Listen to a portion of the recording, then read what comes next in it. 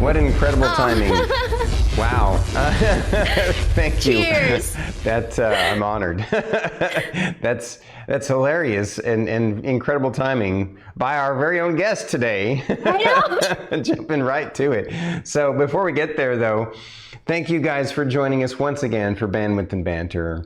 Yes. Your hosts with all the joys and the hugs that Twitch has to offer here to share with you, rising up to bring you guys a new Friday and a new interview, and we're super excited to have a new guest. Last week was amazing. Thank you for introducing Edge to us. I really appreciate it.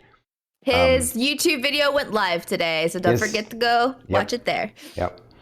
And yeah, just for folks out there refresh, for folks that we do interviews of, the YouTube video of it goes live on every Friday at 10 a.m. So the YouTube is basically a week behind the actual live interview. So, and we always share that with the folks after their interview too. So yeah.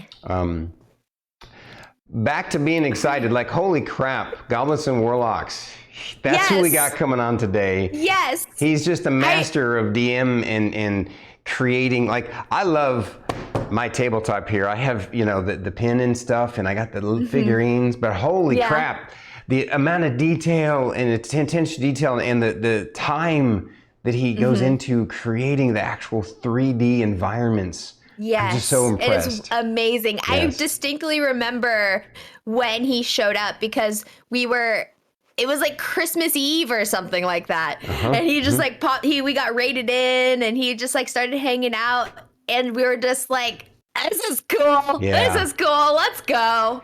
Let's go. A fellow D&Der and veteran and expert of the game. Always a pleasure. And there's some D&D DMs that are a cut above the rest, and he's definitely one of them, as evidenced by all the folks that are on his show and join him and watch his show. And we're honored to have him on the show today, and I can't wait to get into these interesting questions. So holy crap, guys! I feel like we've entered him enough. You all know him. You all know his channel. So let's get into the interview. Welcome on. And look who it is, Goblets and Warlocks. Goblets and Warlocks. Jugan, also AKA known Jugan, right. Please, sir, honor us, introduce yourself and your channel, and tell us about the cool thing that you got going on. Yeah, I had to go and push all the emotional buttons before I even started. So I'm just like trying to hold back. You're welcome. I have right now. That's 2 in a row. 2 in a row, Stormy. High five.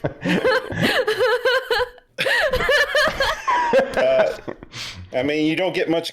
I mean, in the world, like you don't get a lot of compliments. You always get the bad stuff for a while, and you never hear about the good stuff. So I got good news, like good comments today from another streamer from their community, and then you guys say that too. It's just like the icing on the cake. So. Yeah.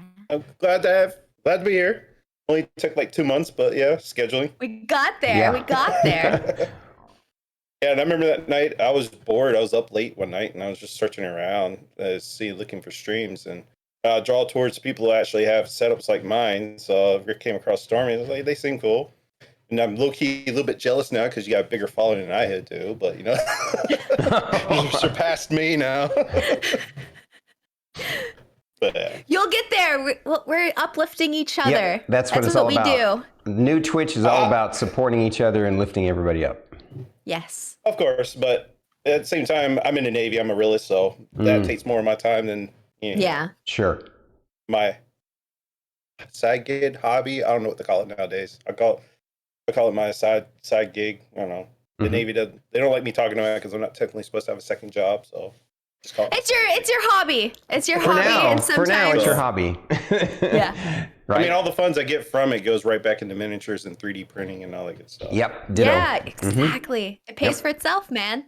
Tell us a little bit about your channel. You said you had something that you wanted to talk about as well before we get into the questions. Some sort of giveaway or something? Oh, we could wait to the end, but yeah. Oh, If if you want you to would wait till rather the, do let's that at the wait till end, the that end. works too. Perfect. Yep. Yeah. Okay. Because Perfect. you're asking about links and stuff, so. Yeah. Perfect. Yeah. So let's jump straight into the questions then, so we can dig and dive deeper into the dungeon of Goblets and Warlocks, Jugin's mind here. So Jugin, please share a boring fact about yourself. A boring fact about myself? Yep. I have no life. I go to work and then the rest of my time is spent for all my games I run. So boring fact about myself. Oh gosh. I don't know what, like, that's such a weird term. Mm-hmm. That's why I ask for like prep questions so I can get a boring fact about myself.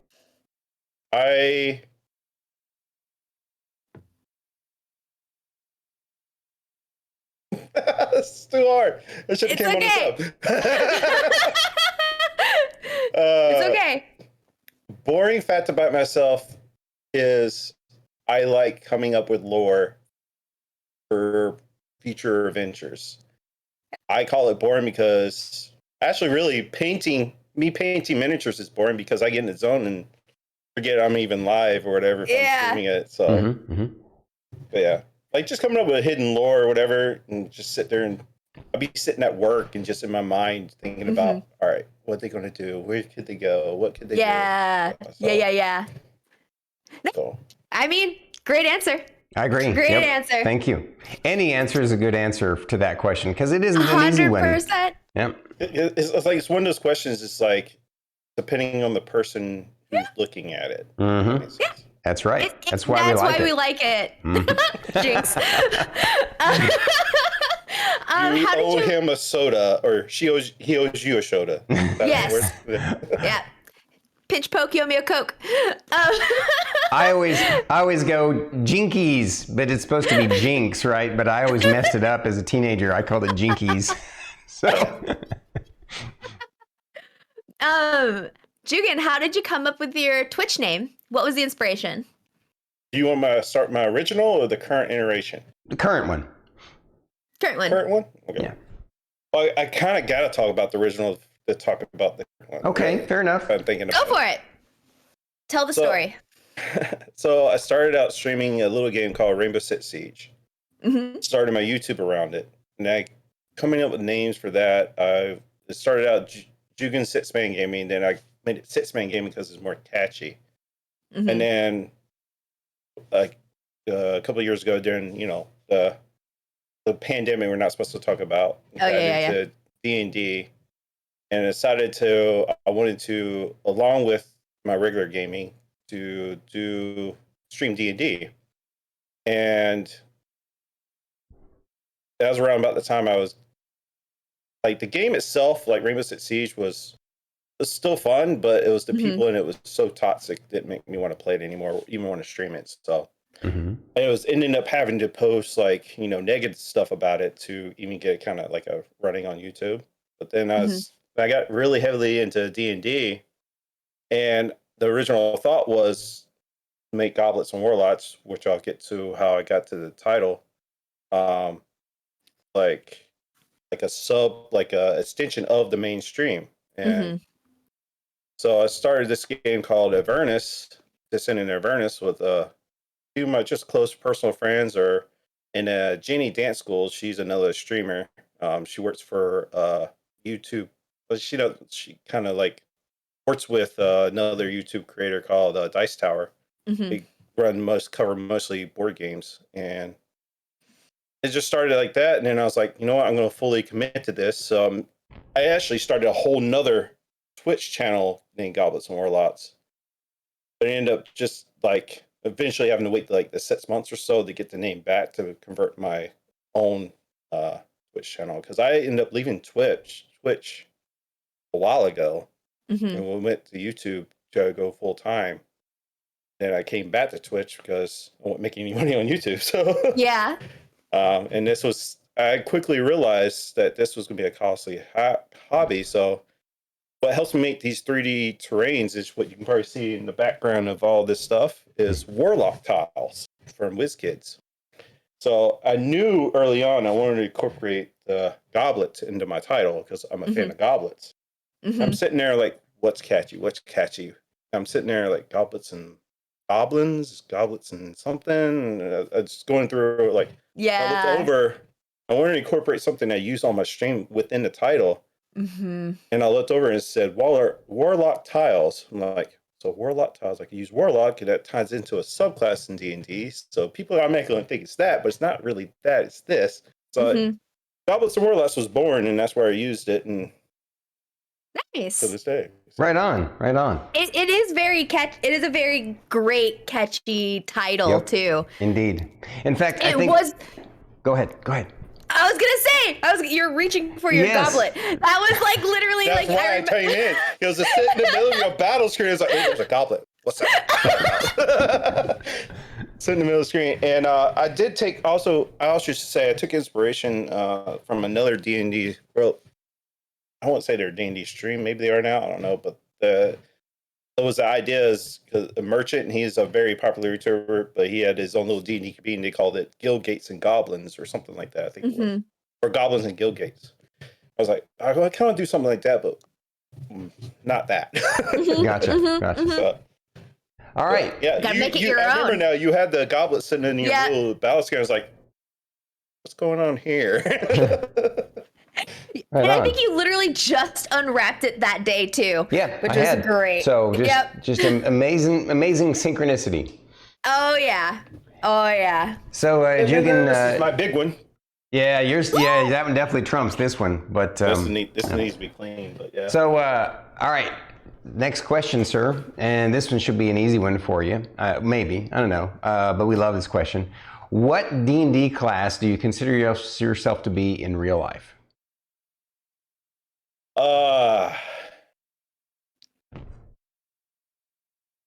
Maybe not so much now, but definitely there for a long time. Like a lot of personal details I won't go to. I had a very rage problem, so definitely barbarian. Okay. If I ever get to play, anyway, I have this Leonin barbarian I'm dying to play at some point. This is a wild magic one, but definitely I had some rage issues back in the day and personal issues, and that's just a demon that you always battle anyway. So, but I've learned to control it more. So, I would have to say, because I remember that question from previous episodes. It's like, that's gonna be hard. Let me think. That one I was prepared do the research on it, right? Yeah. I was gonna say Oathbreaker Paladin, but then I was like, no. I did have some rage problems, so let's go with a barbarian. Gotcha. Well, having the fact that you're in the military means you actually also have professional training as a. I mean, technically you're the Navy, but it's still technically when you're in the military, you're a professional soldier of some kind. Even though technically speaking, it's the Army. They're called soldiers, right?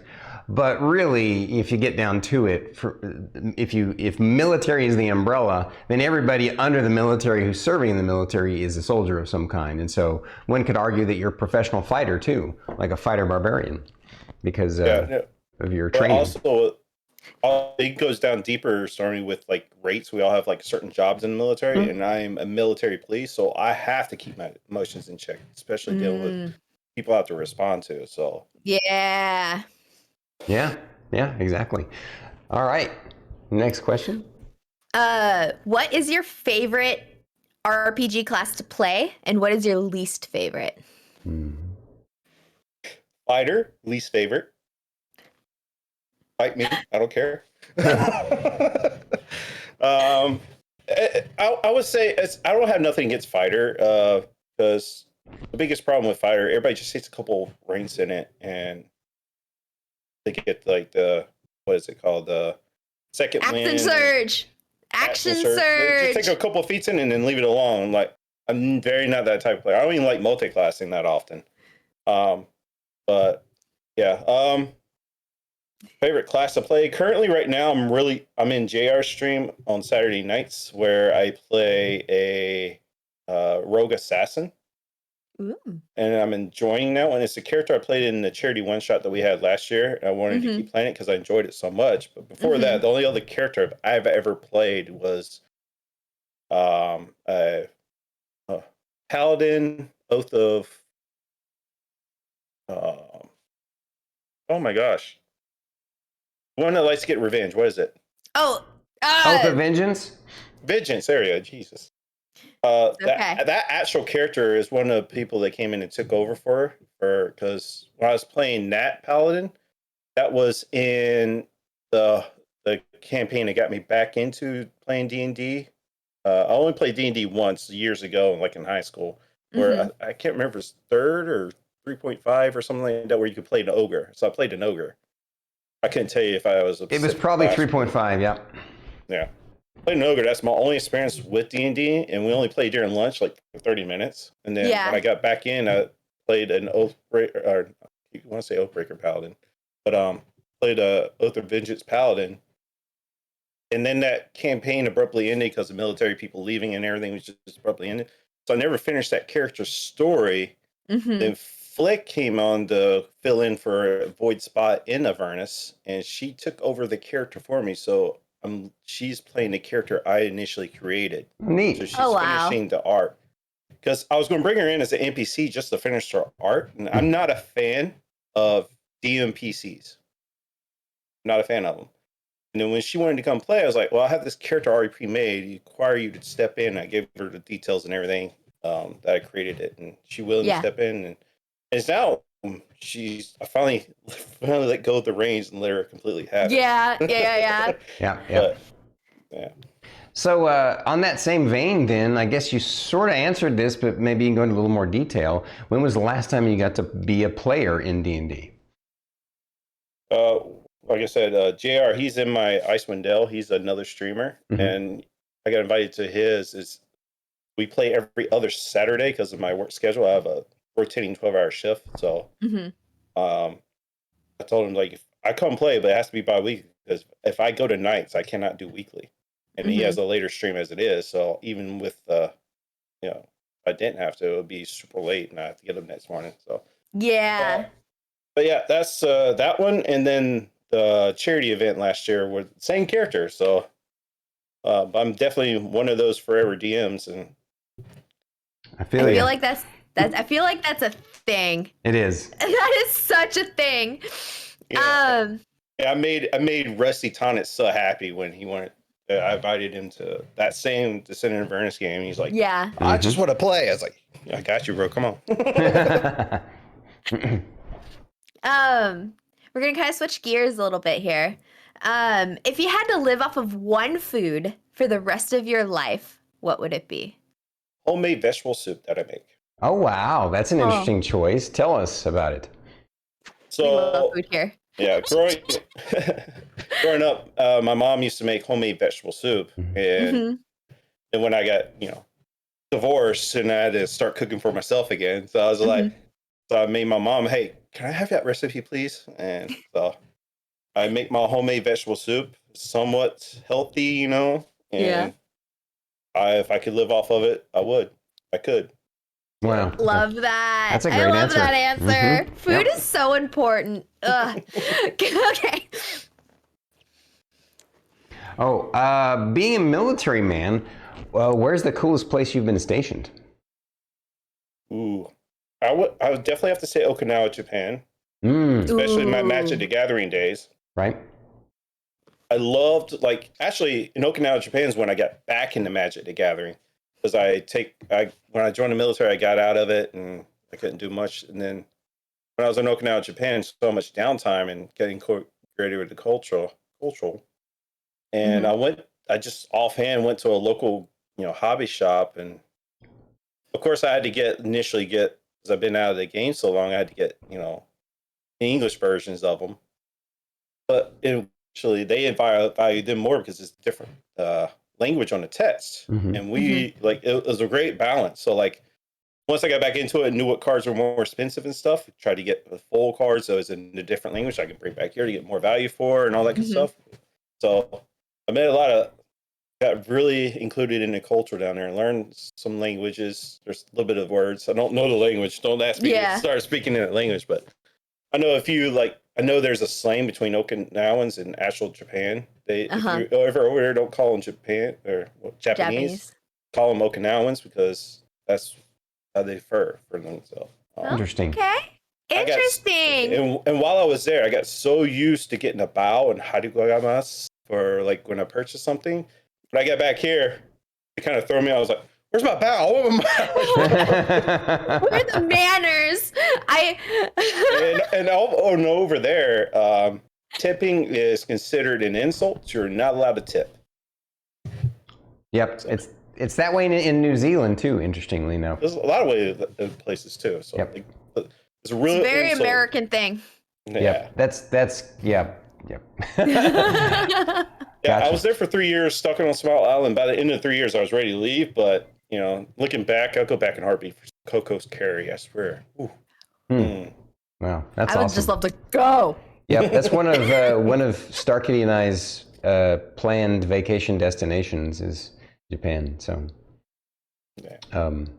should definitely go. It's great. I was trying to go back, but now I'm be headed back next year to Lemoore, California. So I'll be heading there for my last duty station for the Navy. So nice. Wow. Nice. So when you say your last, will you be retiring the full 20 or just you're done? Well, that's another story. I came to this command thing and be my last one because of my higher tenure because you have to make a certain rank or you get kicked out. Right. And right now I'm on my 15-year mark. I just hit 15 years. I would have had to make E6, which by this time next year, or I would have to get out. I won't bore you with all the details and stuff. I don't have like all the good stuff to make it easy for making rank. So I came here expecting to be out this time next year, like higher tenure, go find doing something else. Mm-hmm. And then when I got this command, they came out with a higher tenure pilot program or something. So I'm one of the first ones in it. You had your higher tenure date would have to be within 2 years. So I was in it. Mm-hmm. So I got incorporated in it. So it's basically I get out at 16, take a severance pay of like 50 grand or something like that, and then go try to do something somewhere else, whatever. Basically start from scratch. Well, if I didn't opt in it, I would have had to get out and I would not get that severance pay. It would be 16 years for nothing, basically. Dang. So I opted into it, which gave me another 2 years. And then once you're in the military, once you hit the 18-year mark, they cannot stop you from retiring at 20. So it already guaranteed me to retire at 20. But these orders what came along with it, I had the option to extend at my current place or take new orders. So I opted to take new orders. And they have something new called ATP orders, which is advanced to pay grade orders. I got selected for one of those. So I'm now going to California. It's not a great location. From what I hear, it's a bunch of cows in the middle of nowhere. But it's the next pay grade, and I'll get the full retirement. So. Congrats, dude. That is great news. We appreciate you. We got to celebrate each other's successes. Moving. That's one thing. I got to pack up all this stuff. I know. And then do a whole new setup and hope nothing breaks on the way. I get it. I did a move recently, so, I was paranoid. I was so paranoid when I left Washington State coming out here. I packed up everything personal package in the bed of my truck because I didn't trust the movers. We made the mistake from when we moved from California up here. It was we only got a 10x10 U-Haul truck. Oh wow, you need a little bit bigger than that, I think. We needed a 15, but lesson learned. What drew you to Twitch, Jugan? What was that journey? What was that decision? What was the deciding factor?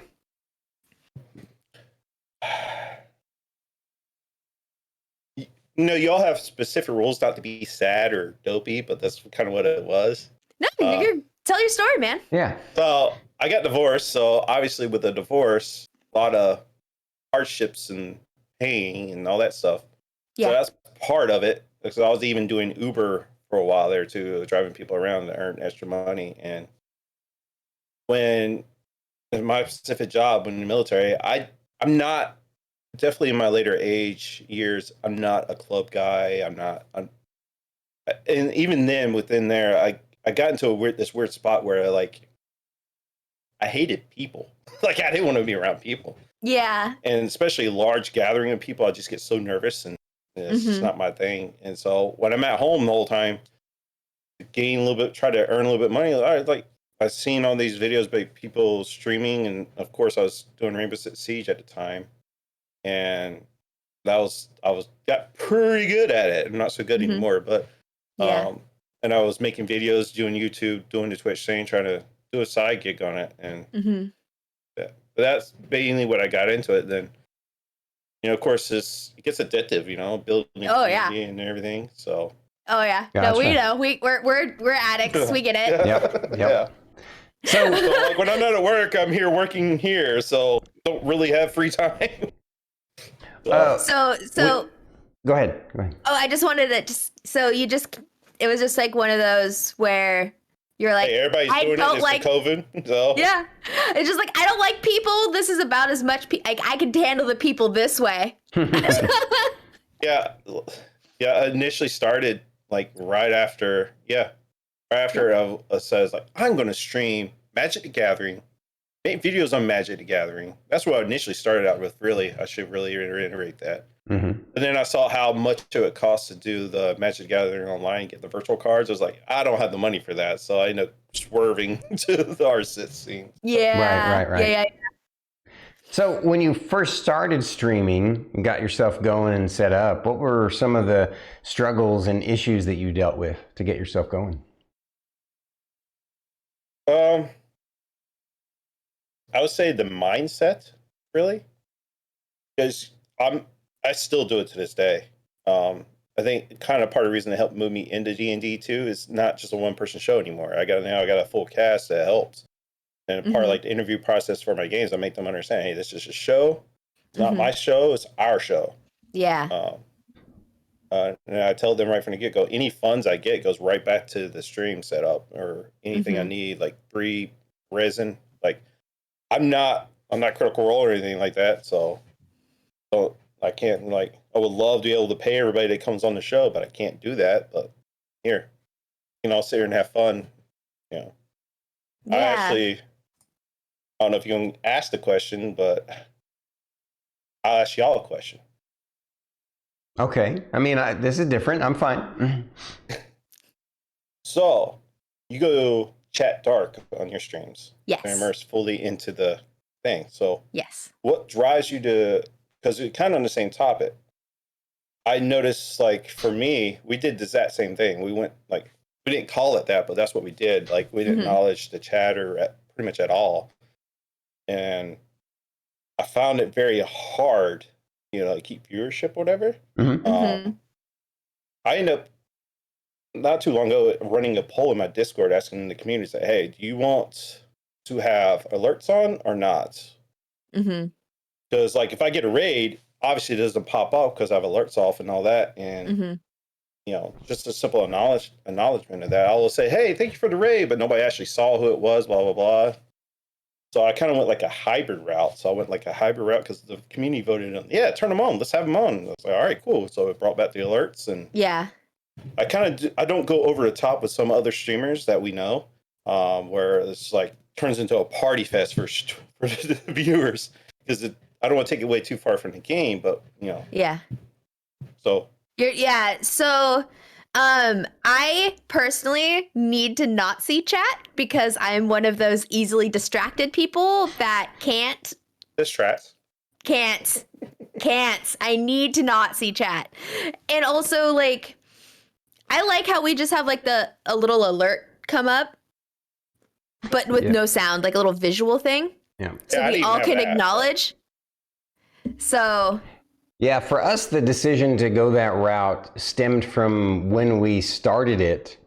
The intent of it for us was we started playing before we started streaming.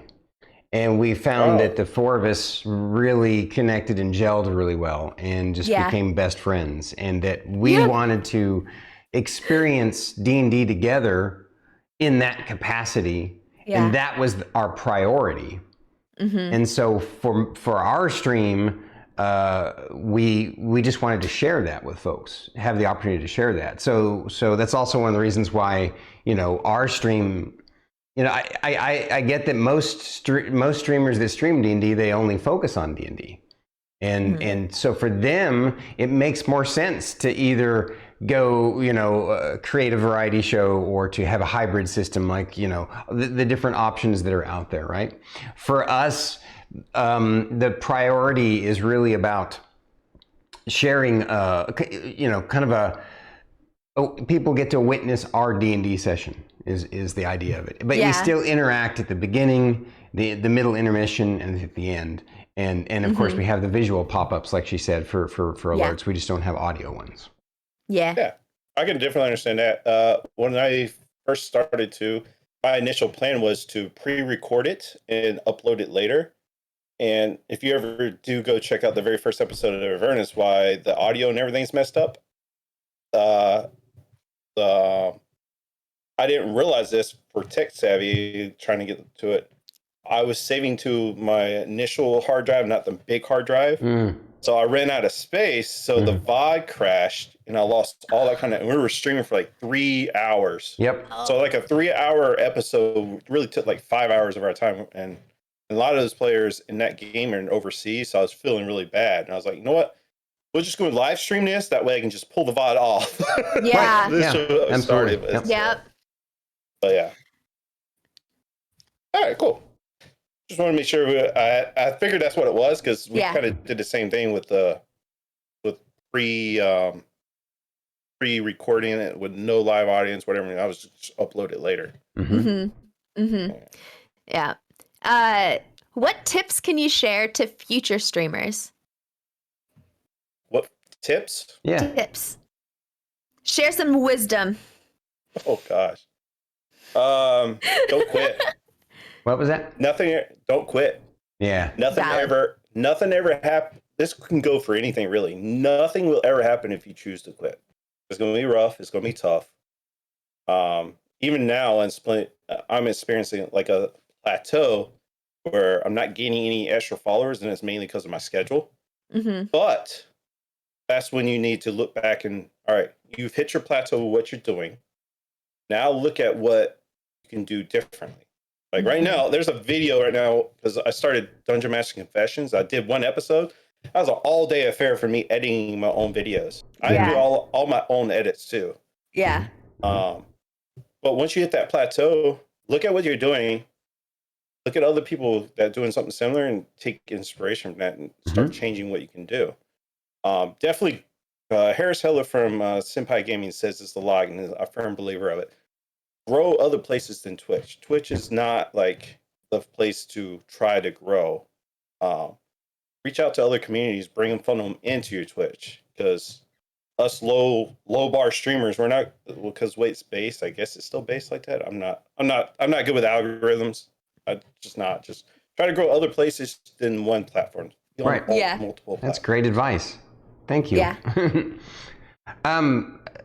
Sort of on that note, hopefully, this is an okay question. What did family and or friends think when you told them that you planned on streaming? If you told them.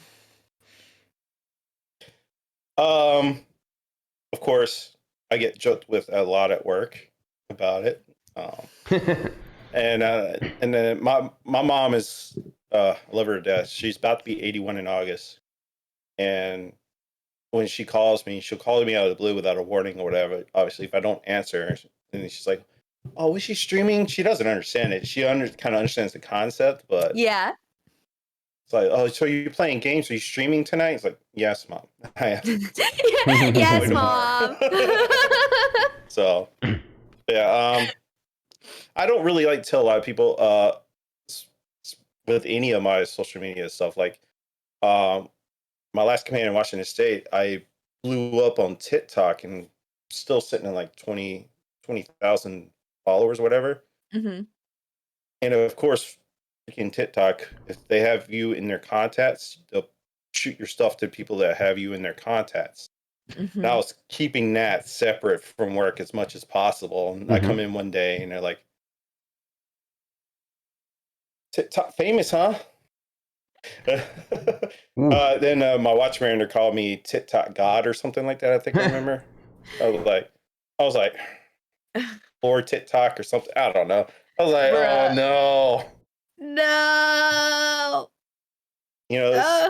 Like I said, when COVID happened, people get bored and make content, and and it blew up. And then I remember sitting at work when it blew up. I literally went from 800 to 8,000 in like 30 minutes. Wow, that's amazing. Because so I had one video go viral. I'm just sitting there watching it tick up. I was like, I'm looking at the person I'm sitting next to. I was like, this is not supposed to be happening. This is not me. I would literally be like panicking, and like I would probably delete the video. I'd be like, no. Yeah, but it was a video for charity that we were doing in on the ship. It was where you dunk it was like the ice water was it ice water challenge, whatever. Oh yeah. Ice, but we got basically it was a fundraiser to raise money for our organization within the Navy. Is you dump water on your bosses, and now I have one where I paid the most money so I can dump the water on my boss, and I uploaded that video as for charity and stuff, and it just blew up. It went crazy. I was like, Jesus, that's awesome. That's so cool.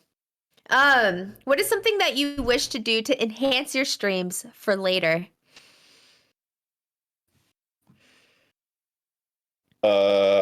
Sadly, I can't really do this until I'm out of the Navy. Once I'm out of the Navy, I can devote fully time to it. Right now, I'm devoting all my spare time to it, really. So if I, like, anybody ask any of my Silver Wolf in chat right now, you can ask her. Like, I'm always at my computer working on something for prep. Like, I'm running 3 games right now, so, and also printing the prep for the charity stream. So there's not much more I can do other than I would like to eventually, I will say this, when I do get time, I would like to take an improv class. Ooh. That's pretty cool. That would be fun. Yeah. That would be super fun. Yeah, indeed. I would love that. Heck yeah. Great idea. I work on voices. I have terrible voices, so. But at least I try. That's the point, right? Voices are fun. 3 voices, and that's it. And all 3 of them are at a high volume. I'm yelling for all of them. Okay, 4. I do have I am capable of whispering, sorta. It's a loud whisper. It is a loud whisper. I'm just kidding. So it's true though. Dugan, tell us, we're switching gears again here. Tell us about your most competitive Magic the Gathering deck. My most competitive? Yeah. And or favorite. I used to have. I don't have them anymore, but that's okay. My most competitive was Death and Taxes. That's my go-to. Death and Taxes. I even was like thinking about going Legacy, and I borrowed somebody's Death and Taxes version because it's so expensive. Right. And that one, I think, is the one I beat a pro player in day 2. Excuse me. Sorry. And I'd never played Legacy before a day of my life before going to the Grand Prix. The Grand Prix was in Las Vegas. It was the one that was a week long or 5 days or something. So I entered in the Modern and the Legacy event.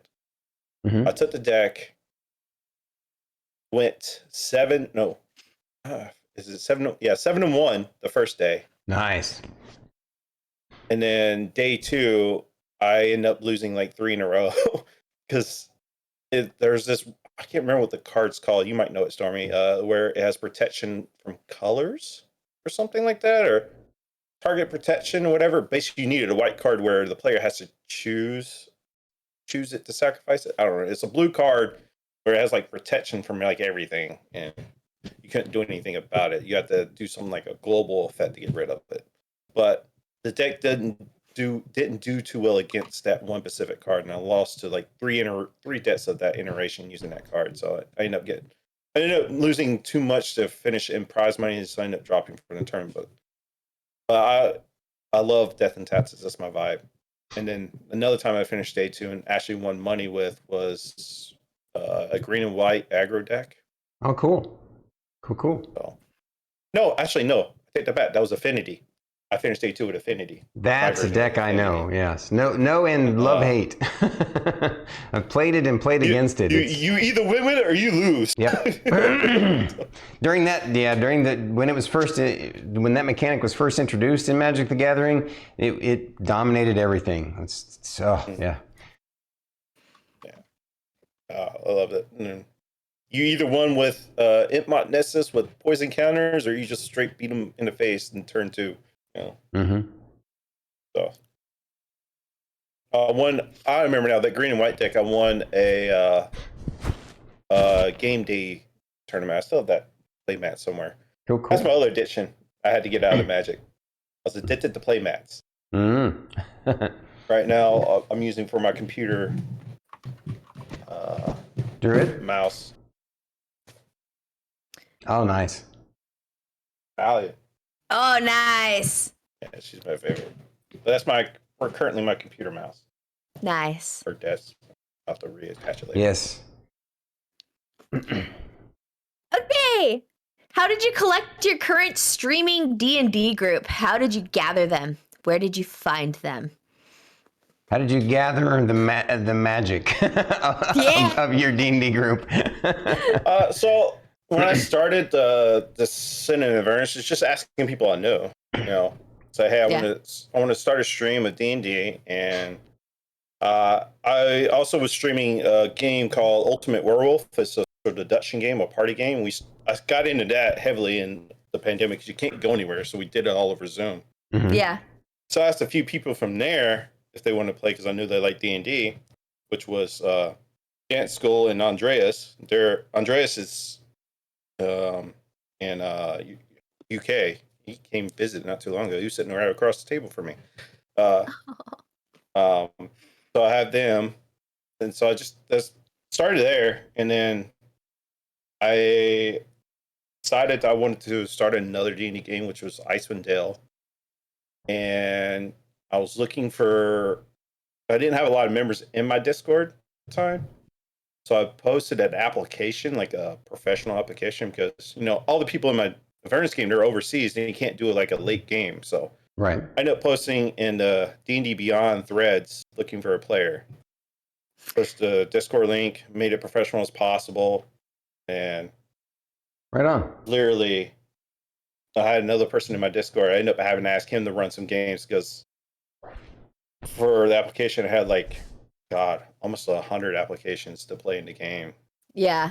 And I was like, hey, buddy, I need to launch 2 games. I need you to launch 2 games to help get people in games. That's when I really saw, the ratio for players and DMs is nowhere near, usable. So yeah.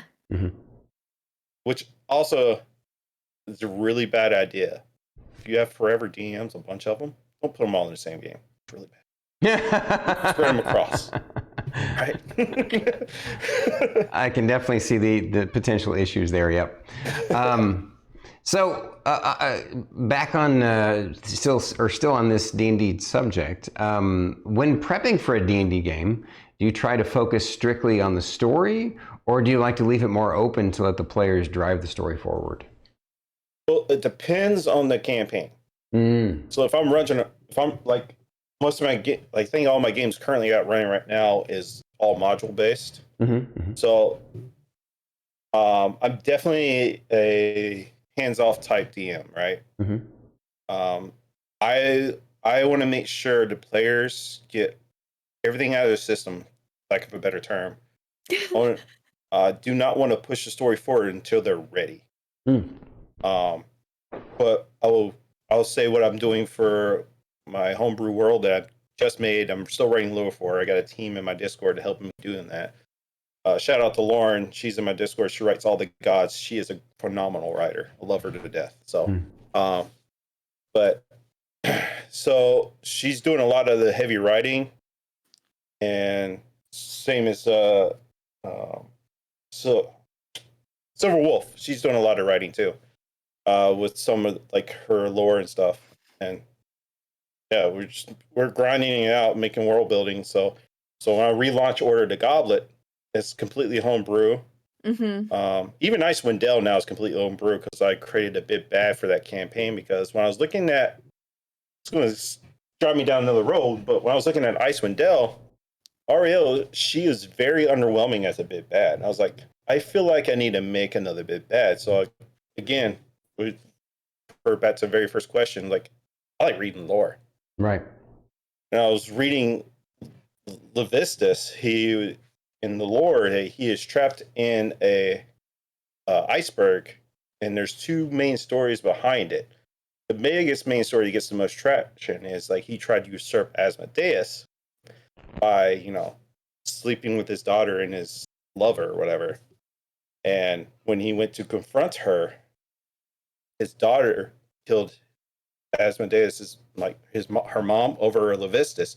Basically, Levistus, like Littlefinger style, caused this corruption between the major family. And the legend is that Asmodeus froze him in the iceberg. Mm-hmm.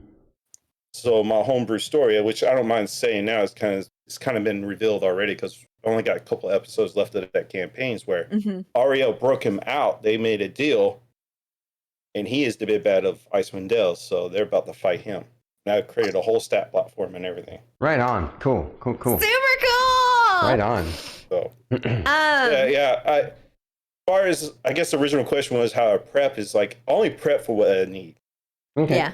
I run so many games. I'm not going to fully flesh out a location where they're not going to go for like 10 episodes. So, yeah.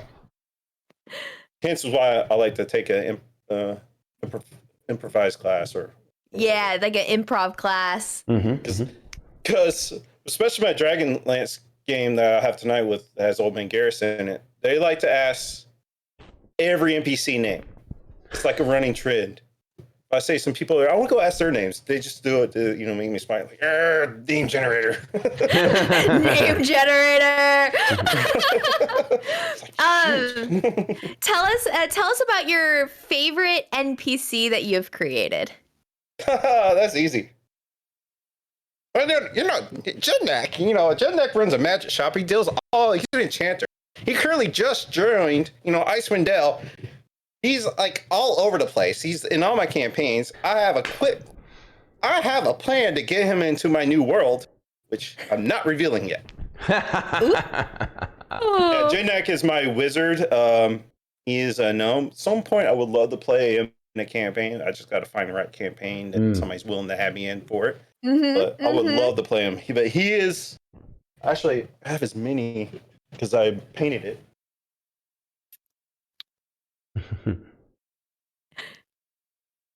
Secret lab. Yeah. So I painted his miniature. That's nice. He's cool. A familiar name, Oswald, an owl that does all this scouting for him. So, thank you for sharing it. That's awesome. I created him a long time ago as a potential, character, and then when I quickly realized I wanted, so I was like, all right, let's see.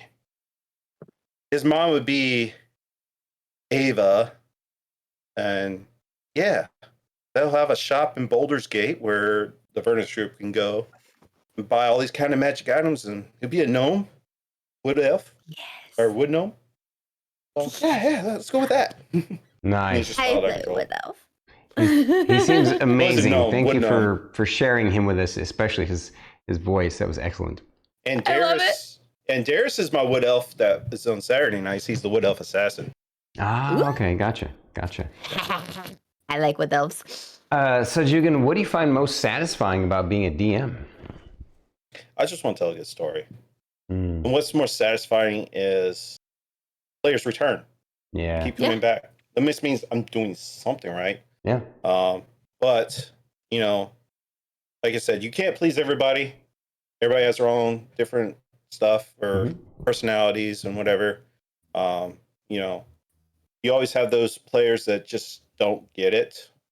Like taken away from people's moments or not even there, whatever. I recently had to replace somebody because of that. But at the most time, I just want everybody, I want to have a good story to tell. Everybody be all in on it and have fun with it. So just have a good time. Right on. All right, we're getting towards the end. So we're going to... No! Not loud! So we're just gonna do some fun, interesting, random questions now. Oh God. Jugan, share the least interesting place you have traveled to. That's not the grocery store. Yeah, it has to have been out of Can state. Virginia be it? Sure. Yeah, if it was out of your home state, then yes. My home state's North Carolina, but so Virginia, I hate Virginia. Really? Why do you hate here. Virginia? Oh, I hate the state completely. Like, I think it's one of the few states that still make you do car inspections. Like, there's like a fee for something. Everywhere you look, there's a fee for something.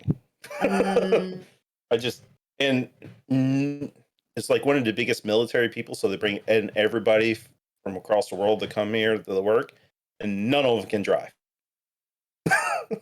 None of them can drive. Get on the highway, it's a parking lot. It's not a highway. Wow. I went to fly out here. I was going to Oregon, and I left 3 hours before my flight was supposed to leave, and I got stuck in the tunnel traffic, and I got stuck there for 3 hours and ended up missing my flight. Oh, wow. And there was no wreck. It was just congestion. Get wrecked, Virginia. Yeah. Right there, Rusty. Right there. As a military man, you might be able to answer these questions in a unique and interesting way, I think. This is a two-part question.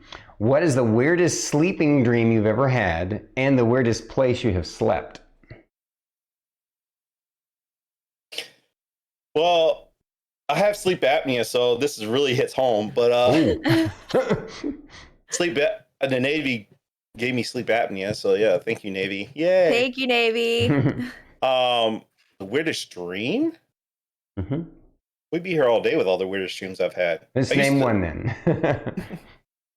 I think this also ties in because when I was in Okinawa, Japan, I was a ghost hunter. We used to investigate houses, just like the actual show Ghost Hunter. We did all the setups, and I had dreams about stuff like that. And the weirdest place the Navy is the only place I mastered sleeping standing up. That's amazing. I'd be on watch, which, got to be awake. It was like a midnight to 04 watch. I'm standing back there, and next thing I know, I'm asleep, standing up. That is. I couldn't even imagine. I don't know how. I couldn't even imagine. All right. Which do you prefer, East Coast or West Coast? Oh, West Coast. Damn right. I mean, it's a lot warmer too, so it makes sense. I prefer the cold, but Gotcha. Here's how I view that. The only thing I didn't like about Washington State, 90% of the places in Washington State didn't have AC, which baffles my mind. And I just I can only take so many layers off for hot weather. Right. I can always put more layers on for cold. Yeah. I don't mind the cold. True. 100%. Yes. So when Washington had that heat wave, I was in the middle of it. I'm sitting there, like, it's because you have all this computer stuff, so it's already getting hot, and I had this fan going blast, and it's just like sweating. I was like, bad. All right. So I'll never have a place without AC. Yeah. And I agree with you, by the way. I what you just said, 100%. Like, I don't ever want to own anywhere, rent, or live anywhere that doesn't have central heat and air. So last question before we open up the floor to the audience and to you. This one's a fun one. Is cheesecake really a cake or is it a pie?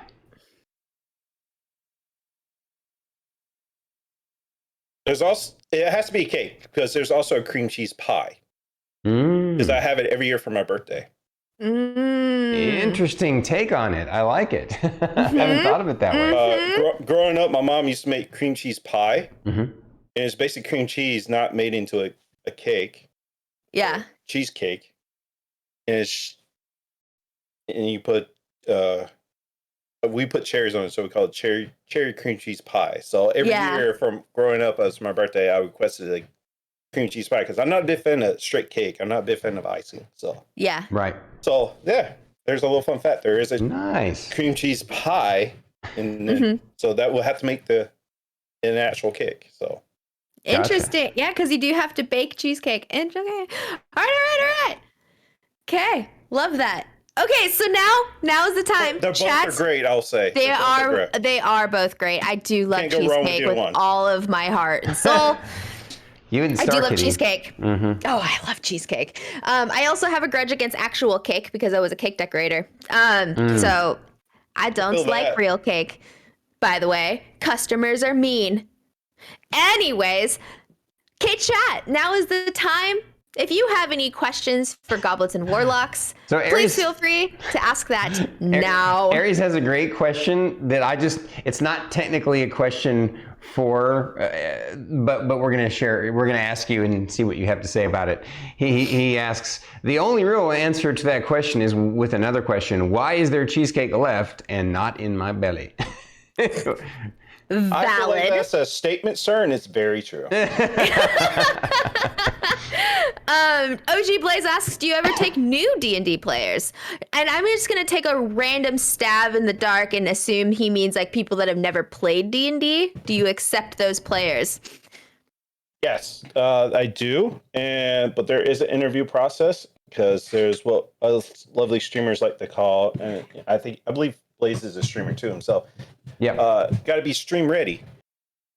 Yeah. And that's part of the interview process. I'm not going to have somebody on there that's just toxic or, there's an interview process to make sure you're a good fit for the stream. Yeah. But yeah, I do. That's what I did for Icewind Dale. Like I said, I'll put an application in the yields of the D&D threads. 2 Icewind Dale's launch, 1 failed.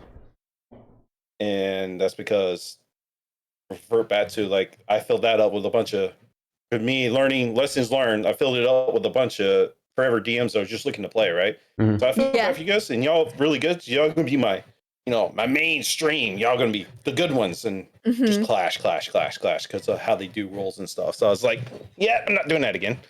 And then the one that succeeded was actually some people. I think I had a few in there that was never played before, and it turned out like Arlen, a Kyle. He's not a streamer or anything. But he turned out to be one of my best players. So I'll find myself inviting him back into like games and stuff. So yeah, right on. But yeah, I do. I was a brand new player too. I know you turn me down every time I've asked. So sorry, I have an allegiance to a particular DM, which is fine. Yeah. Like if you're a part of my Discord, I do it when I do announcements. Rusty Thomas is in chat right now. He gave me a great idea in his last stream I was watching. I'm going to use for Order to Goblet for sure. Is creating one shots for like an evil characters that will affect the main campaign. So I'm still in that idea, Rusty. And he gave me permission. I asked him on stream. He said you can steal it. So I'm going to probably do that too. Keep an eye out for that if you're in my Discord. I will be posting one shots for like an evil side. So people in Order to Goblet, you're not allowed to play. I'm sorry. So I definitely need to be taking some players. Yeah. I did post in chat Goblets and Warlocks Twitch channel, his YouTube channel, and then also his Discord link. If you could, please, you're mentioning something about a giveaway. If you want to talk about your giveaway. Yeah, as mentioned, I do all my giveaways in my Discord. I can actually show it on here because I don't have a green screen by me, but I usually do because these have dice. I do dice giveaway every month. Last month was hamburger dice. I shipped those off this past week. This month's giveaway is a panda dice. It has a little panda inside of them. Oh, that's cute. It's adorable. It's kind of hard to see, but yeah, there's a little panda inside. I'm very upset with these dice though because there was when I didn't realize it when I bought them. There's the D4 doesn't have one in it. Came without one. So just keep in mind it is a giveaway, but just keep in mind when you're don't be surprised if there's not one in the D4 because there's not. I don't know why. But yeah. I don't appreciate how much everybody comments on my face in chat. Thank you, guys. I do appreciate it. Please continue. Yes, but then a time evil. Yeah, it's going to be probably a series every now and then, depending on what the main party is doing. what I'll need for an evil group to affect the world for them to have to kind of deal with. Like, it's a really neat concept, a really neat idea. Yeah, I like it. Rusty Thomas gave me the idea, and I'm stealing that. He's like, "You got permission to steal it." Like, Rusty's freaking amazing. Yes. Yeah. So, do you have any questions for us, brother? Now that the floor is kind of open, or to your chat, or to anybody, anybody at all. It's probably be more offline, but yeah, I'm looking to start my own podcasts, and very early details of coming up with names. I might ask you offline, like, what's the process for that? Because I've never done that. It's kind of out of my wheelhouse. But what made y'all decide to do this? It was super organic. Yeah. It was so organic, but I will say, okay, so it started off with Tech Talk Tuesday on Thursday, which we were doing tech stuff for the D&D and stream and everything, and then Stormy and I just absolutely loved talking to each other. And we could literally sit here and talk for most of the day. We did that yesterday. We literally did that yesterday. And so it's one of those things so of course, it's something that we did on a regular, and then simultaneously Stormy and I had the same we should interview people. And then we both were just hey, so I kind of had this idea and I just kind of wanted to run it by you. And we just we're both wait, get out of my head. Get out of my head right now. It was spooky, yeah. It was so weird because I was thinking about it for a little bit. And I was working up the courage, just maybe I should just bring it up. And then Stormy brought it up. And I'm what the? No! What? Yeah, the concept, obviously, like she said, the way it flowed was organic. The concept came together. It kind of fell into place. I had never conceived of a podcast or a talk show, but I had already been thinking in the back of my mind that Twitch is a different kind of game than it used to be. Because there's so many more people streaming nowadays. Back when, before the pandemic, you could be pretty competitive with other, middle to bigger streamers simply because there weren't that many people streaming. And the pandemic created such a huge influx of people streaming that it changed the format and it changed the way it exists. And it just was something that was kind of, the gears were always turning in the back of my mind, trying to understand it better and thinking about it. And I realized that the game has changed to such a degree that you can't really be that competitive anymore. The best thing that you can do is try and instead lift each other up. It's about creating super communities that can then ally with, and not necessarily, any permanent alliance, but just become friends with other super communities. And lift each other up. And then and then I thought, well, that'd be really kind of neat if we could highlight some of the amazing people that are part of our community, some of the great streamers that are part of our community. How do we do that? How would we do that? And I was oh, wow, wait a minute. Druid and I are already talking every week. Why don't we just, interview somebody? And so I brought it up to her and she had already been thinking of it. And so it was just kind of, we realized this was a great vehicle to lift people up that we respect and admire in the community.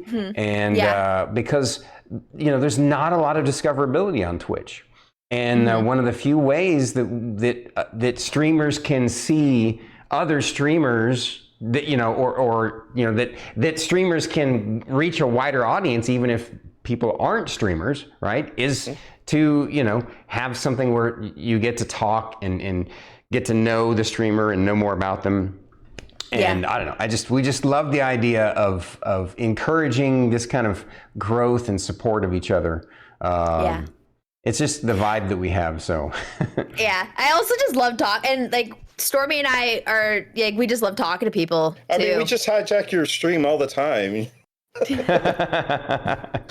supposed to be playing a game. We got you talking for 2 hours instead. I know. And then what's funny is I get less engagement on a just chatting because the fun is distracting me from the game. So lesson learned. Yeah, like I said, I love what y'all have done here. It's great and it's amazing. Thank you. And it kind of ties in back into what I was talking about. When you hit that plateau, you guys change the game up, change something else, start something new. That's and true. That's true. I've been thinking about it for myself. I think I even asked Druid at one point. It's like, hey, you want to start something? And I think it's around the time y'all already started yours or something, or right before you started yours. And I'm like, I'm trying to find somebody I can click with to do it. And yeah. So it's already, I'm already a sidekick. Sidekick to your husband. Is that what you're saying? Well, I think the term you're looking for is co-host. I was gonna say I think it's funnier to be the sidekick. I'm just the tiny little spicy sidekick, you know. I mean, if that's the role that you want to see yourself at and makes you happy, then I'm fine with it.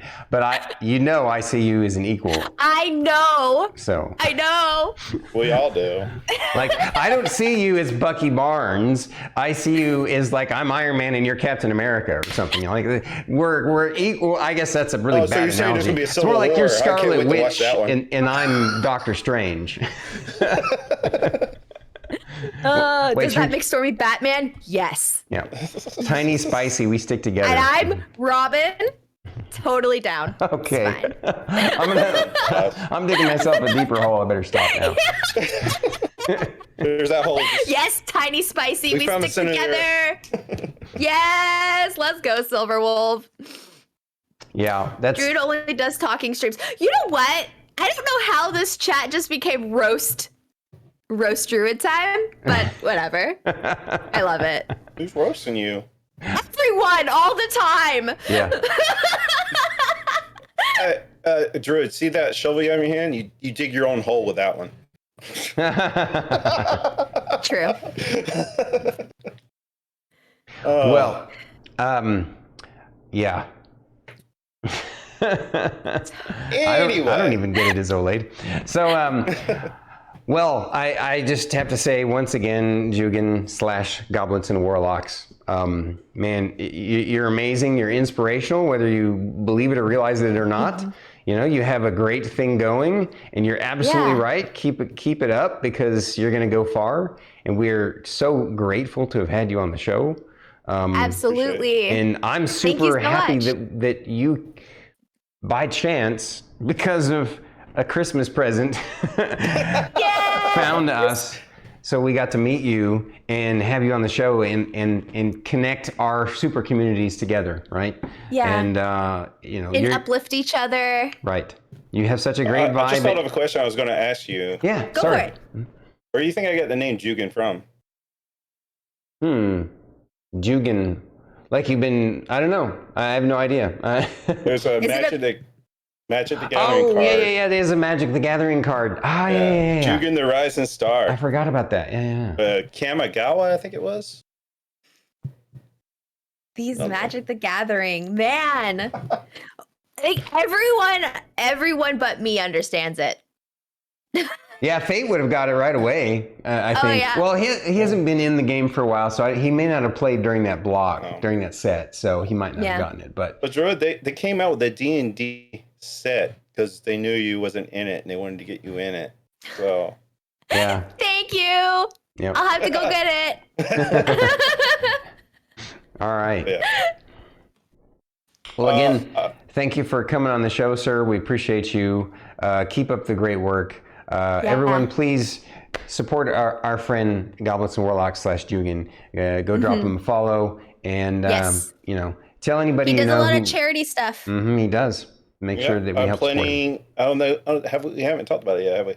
So in October, it's going to be a 5-series mini set. Tuesday nights at 7. Silverwolf is in it. That's in chat right now. She's another streamer. It's a collection of. Right now, I got tentatively 4 streamers on board.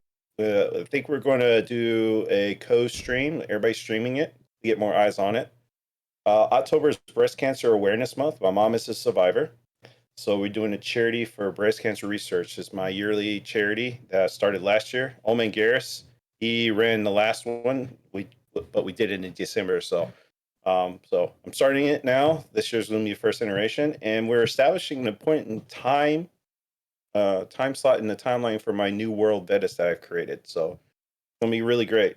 So Awesome. Fantastic. Yes, go support the charity stream. Yep. And thank you so much for sharing yourself with us. We appreciate you, brother. Thank you so much. Love you guys. This was so much fun. Love you. You bet. Here's his stuff again. Here is his stuff again. Yep, there's his links again. Everyone make sure to support, drop a follow. And the YouTube video will be up next Friday at 10 a.m. Central Time. So we'll share that with him so that he can share it with folks who couldn't make it today for the live stream. And man, we can only thank him for introducing himself to us by the luckiness. That's one really good thing that Twitch does. The raid system is really cool, you know? Yeah. And I'm really happy that it exists. So that we can, you know, I mean, sometimes it doesn't work out. I mean, I'm sure you guys have been rated by people that didn't have this much of an impact, right? And you've rated people that you're like, wow, I didn't mean to, I wish, could I take that back? But he's not, like, if I had rated him, he'd be one I'm super happy to have rated, and vice versa. Yeah. Yeah, no, it's great. He's just been, he like popped in and just stuck around, and he's just been such a part of it. And I'm so thankful that we were able to make this happen. It's amazing. Like, I really appreciate the charity work and everything too. Like, that's a really big, special place in my heart that people are taking the time to do that. Yep. And I think it's really cool. Right on. I'm very happy. It was very good. That's it. I love talking nerdy stuff. It's so nice. I know. All right, guys. So we'll be doing some more streaming tonight. I believe Jugan himself, Goblets and Warlocks, will be streaming his stream tonight. Correct. We got some stuff going on too. Like in an hour or so, you'll be streaming your stream. Diablo 4. Diablo 4. I'll be playing, but not streaming. And then later on tonight, at some point, we'll be doing something. Probably Celasta with Banana Tom and Star Kitty and Lucifer Lightbearer. So, Lucifer Lightbearer. Yeah. All right, guys. Thanks again for enjoying the show. Appreciate you all so much. Thank you, guys. We'll see you next Friday.